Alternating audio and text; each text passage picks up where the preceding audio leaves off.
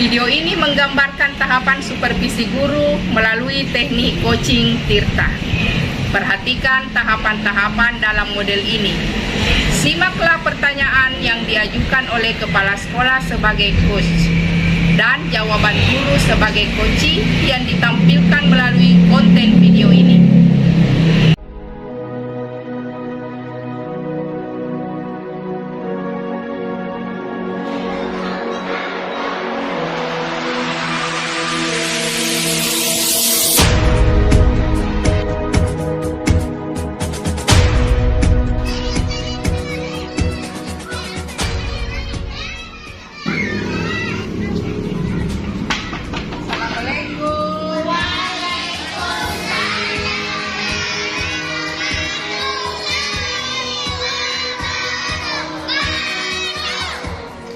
Bagaimana kabarnya hari ini? Baik. Siap belajar?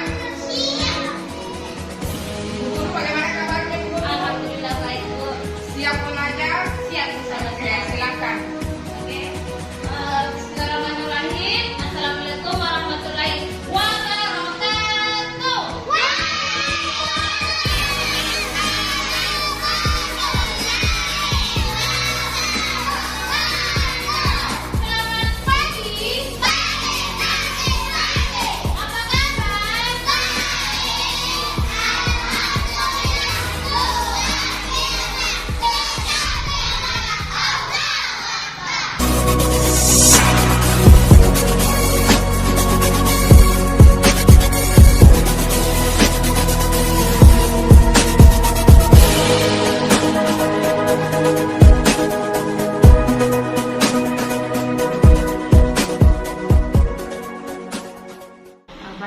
Baik Bu, karena Ibu tadi sudah mengajar, saya sudah mengamati dari awal sampai akhir.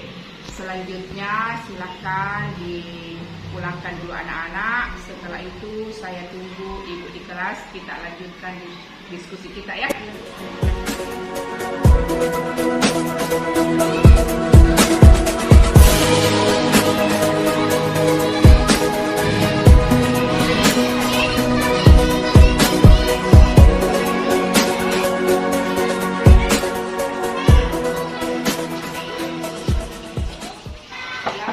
Assalamualaikum.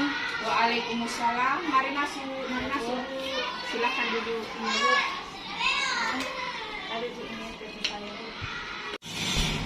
Ibu Sari, hari ini kita akan berdiskusi tentang proses belajar mengajar yang sudah dilaksanakan tadi di kelas. Diskusinya mungkin agak panjang. Apakah Ibu Sari bersedia? Insya Allah siap Bu. Ibu, tadi Ibu sudah menyelesaikan pembelajaran di kelas. Sekarang coba diceritakan bagaimana perasaannya setelah melakukan seluruh rangkaian di kelas tadi. Baik Bu, alhamdulillah saya merasa senang.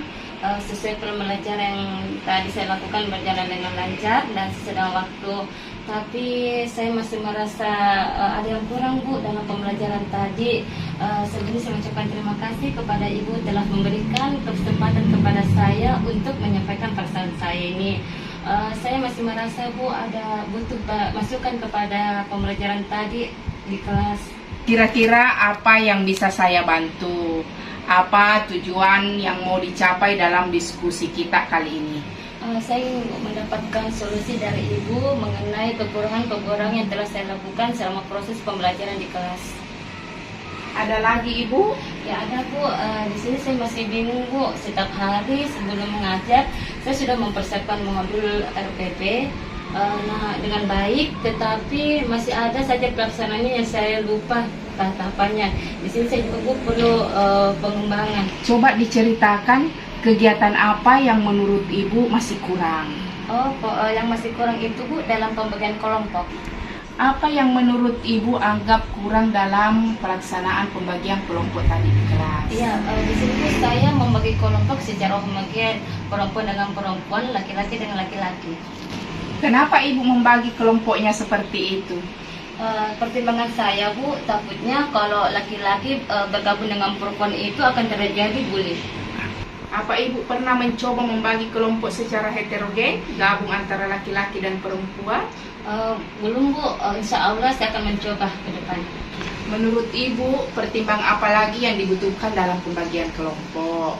Ya, mungkin Bu, kemampuan peserta didiknya. Kenapa? Untuk melayani kebutuhan siswa sesuai dengan belajarnya. Berarti kedepannya Ibu akan membentuk kelompok belajar di kelas dengan memperhatikan gender atau jenis kelamin, serta memperhatikan kemampuan peserta didik, sehingga Ibu bisa mengajar sesuai dengan pencapaian peserta didik tersebut atau yang dikenal dengan nama pembelajaran berefisiensi. Seperti model ini, mungkin Ibu sering membaca ya, teaching at right level, yaitu pengajaran sesuai tingkat capaian. Ya Bu, insya Allah. Baik Ibu, selain pembagian kelompok, kira-kira menurut Ibu apalagi yang masih kurang pada saat Ibu mengajar di kelas? Iya Bu, ketika saya mengajar di kelas itu saya melihat jawaban siswa itu semuanya serentak Bu ketika saya bertanya. Jadi sebaiknya dalam mengajukan pertanyaan apa yang Ibu harus lakukan?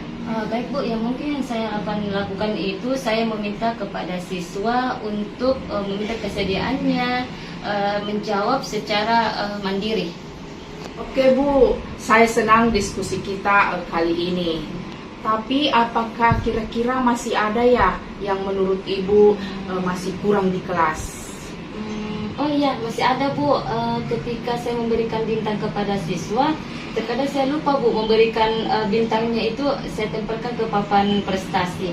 Kira-kira menurut Ibu, apa yang harus Ibu perbuat untuk menampilkan bintang prestasi yang dicapai siswa pada saat proses belajar mengajar di kelas? Oh ya, mungkin Bu, saya akan membuat dan memajang papan tersebut di kelas baik secara individu maupun kelompok. Bu, apa tujuannya kita memasak bintang prestasi di kelas? Tujuannya itu Bu agar siswa saya setiap harinya dapat melihat bintang yang mereka peroleh apa sudah banyak atau belum, serta saya sebagai guru Bu dapat memantau perkembangan prestasi siswa saya. Wah, luar biasa. Ibu selalu berusaha untuk mengembangkan dirinya. Kira-kira ada lagi Bu yang Ibu ingin sampaikan tentang kekurangan-kekurangan yang dirasakan tadi waktu mengajar di kelas? Saya rasa sudah cukup Bu. Baik Bu, untuk beberapa hari ke depan, apa yang Ibu ingin lakukan untuk meningkatkan proses pembelajarannya di kelas? Selalu Bu berdiskusi dengan rekan sejawat, baik di dalam sekolah maupun di luar sekolah melalui forum KKD. Dari beberapa hal yang Ibu sudah jelaskan tadi, kira-kira hal yang pertama yang Ibu akan lakukan itu bisa diceritakan? Ya Bu, hal yang ingin saya lakukan yang pertama adalah merancang dan melaksanakan pembentukan kelompok secara heterogen berdasarkan jenis kelamin dan kemampuan siswa. Caranya Ibu? Caranya itu adalah mengajukan pertanyaan di awal pembelajaran dan membagi kelompok menjadi 4 bagian. Yang pertama menjawab benar, yang kedua menjawab kurang benar, yang ketiga menjawab salah, dan keempat tidak menjawab. Baik Ibu, Ibu juga bisa membagi kelompok berdasarkan pemanfaatan media di kelas. Seperti kelompok pertama, siswa yang bisa menjumlah mengurang dengan menggunakan benda konkret, misalnya biji-bijian. Kelompok kedua, siswa dapat menjumlah atau mengurang menggunakan anggota tubuhnya seperti tangan, kemudian seperti Ibu tadi lakukan, menyimpan di kepala, ya, dan seterusnya. Kelompok ketiga, siswa yang bisa menjawab dengan menggunakan gambar atau soal cerita, ya, soal cerita. Kelompok yang keempat, siswa yang bisa menjawab tanpa menggunakan benda-benda konkret lagi. Baik Bu, terima kasih atas sarannya. Selanjutnya apalagi yang menurut Ibu tadi yang bisa dilakukan? Iya Bu, saya akan meminta kepada siswa setiap saya memberi pertanyaan menjawabnya secara individu agar lebih mandiri. Masih ada? Oh iya Bu, saya kan membuat 2 papan pintar prestasi baik secara kelompok maupun individu. Baik Ibu, apakah ada hal lain yang Ibu akan lakukan setelah proses belajar mengajar di kelas berakhir? Misalnya ketika Ibu istirahat di ruang guru, ataukah ketika Ibu sudah berada di rumah? Ya Bu, saya akan merefleksikan kembali apa yang telah saya ajarkan di kelas serta memantau perkembangan siswa melalui asesmen formatif. Apakah dengan cara itu Ibu menganggap bisa meningkatkan hasil belajar siswa? Insya Allah Bu. Tolong Ibu ceritakan kembali apa yang Ibu akan lakukan ke depan. Dan untuk kedepannya Bu, saya akan melakukan 5 cara. Yang pertama itu saya akan melakukan pembentukan kelompok secara heterogen. Oke. Yang kedua, saya akan mengarahkan siswa untuk menjawab secara mandiri. Yang ketiga, membuat papan prestasi. Yang keempat, melakukan evaluasi diri setelah PNF selesai. Yang kelima, saya akan berdiskusi dengan teman sejawat. Siapa yang bisa Ibu libatkan dalam membantu kegiatan-kegiatan yang Ibu sudah programkan? Dalam hal ini Bu, ada beberapa yang saya libatkan. Yang pertama itu Ibu Marini sebagai partner saya di kelas. Yang kedua GPK yang bertugas di kelas. Yang ketiga guru PJOK Pak Rahman yang akan membantu saya dalam pembuatan papan prestasi. Yang keempat orang tua murid yang akan membantu saya dalam pendanaan pembuatan papan prestasi. Dan yang kelima teman lain dalam forum KKD. Bagus Ibu. Kira-kira apa yang Ibu akan lakukan untuk menjalankan komitmen ini?